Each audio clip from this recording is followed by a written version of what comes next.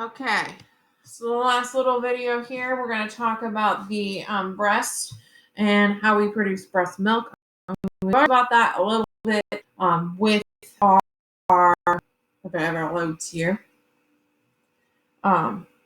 with the endocrine system, but now we're just going to talk about it in relation to the female reproductive system. Okay, so the idea here is that, again, most of the time you don't develop breasts until you hit puberty, and that's because of your estrogen and progesterone levels. Again, they're going to be lie right over the pectoral muscles. And again, they're going to be connected to your lymph nodes and your fascia.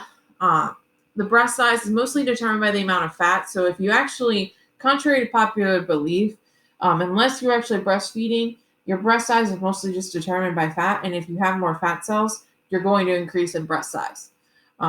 So again, size is not related to the ability to produce milk. These are just the different areas within the breast. Again, remember the ducts. This is going to be what we call your milk ducts and your alveolus. Again, these are what are considered the lactose ducts. All of this area here is what produces your milk. Everything else around it, again, just additional area. Okay? And your nipple pores are what signal for that. Okay?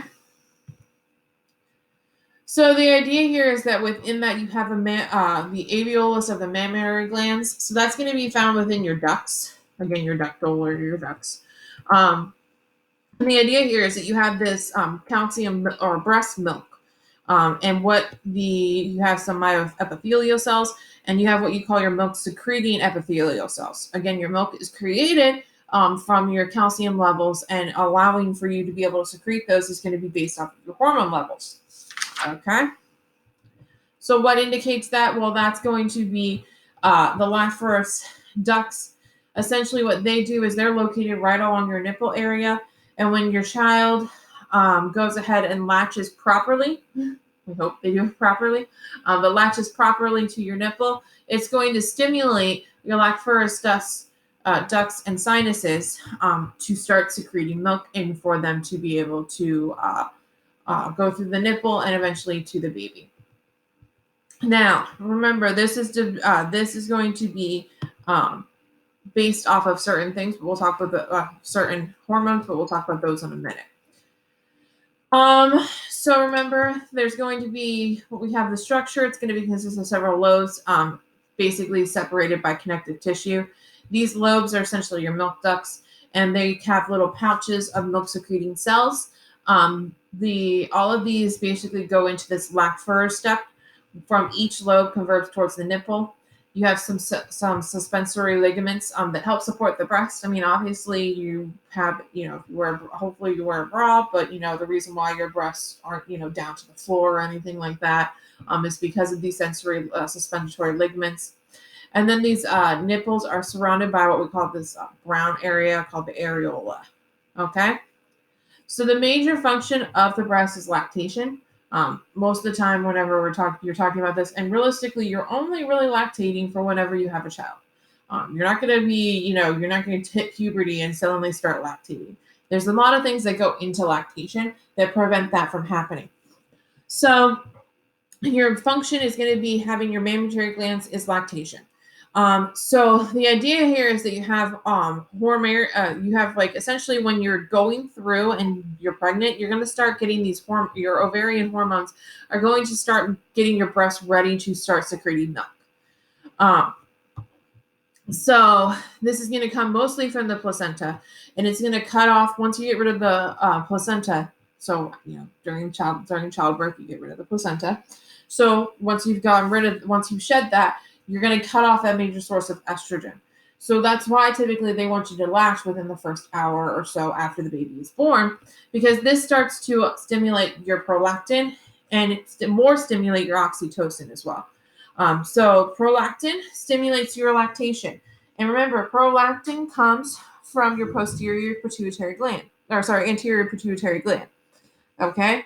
So prolactin comes from there, and that's going to stimulate your lactation. So it's going to say, hey, I need to start secreting my milk from my epithelial cells. Remember here, from your milk epithelial cells.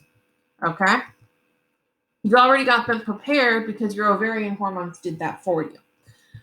Okay, then the oxytocin essentially stimulates for those cells to inject the milk and allow for it to become, allow for it to become into the baby. This is why a lot of times too, like at least in my experience, over the first couple of days of breastfeeding, after I gave birth, it was quite painful afterwards, and that's because oxytocin also is responsible for your contractions during labor, and as your uterus is shrinking back to size, it is responsible for that too. So during that time afterwards, it's a little bit painful.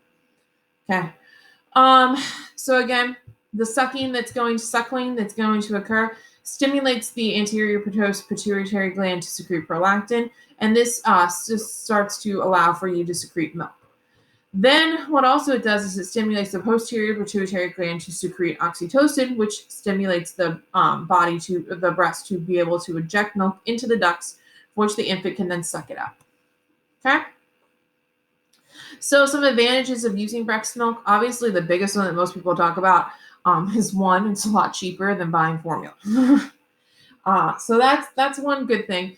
And also two, there's also the aspect a lot of times too that I've heard is that you actually lose weight because of that. So it allows you to help lose the baby weight. I've heard this. I don't know for sure, but that's what I've been told. But some real advantages for the baby aspect of it is that you also you're going to pass on very good nutrients. Everything in your breast milk is basically tailor-made for the baby. So formula, yes, it's still good. Don't get me wrong, but it's not going to have the same tailor-made nutrients that your baby needs that only you can provide. It's also going to pass some immunities from antibodies that are present in the colostrum and the milk. So basically, if you have some type of antibody, just kind of to help maintain the fact that you don't really most babies don't get a lot of shots until their 2-month visit. So during those first 2 months of life, it's very important that you pass on your antibodies to them to protect them from the pathogens that are out in the world. And in addition, it also allows for you to bond with your baby. And that's very important as you get older. You want to make sure that you have an emotional bond between the mother and child. And so, the baby knows where the baby knows where the milk comes from. So it's important for you to be able to do that. So just some disorders of the female reproductive system. Again, you can have some hormonal and menstruational disorders. PMS is the most common one. You can also have pelvic inflammatory disease, candidate. So remember this one here. We talked about this as part of this can. As part of this for when we were talking about thrush within your mouth, but it also is found in your vagina area, and therefore you can get some inflammation from it. You can also get you can also have polycystic ovarian syndrome and endometriosis, and these can be like tumors and related conditions. Again, cancer is obviously going to be an issue with every single type of system that we've talked about. So I'm going to go ahead and stop this here, all these up for you guys.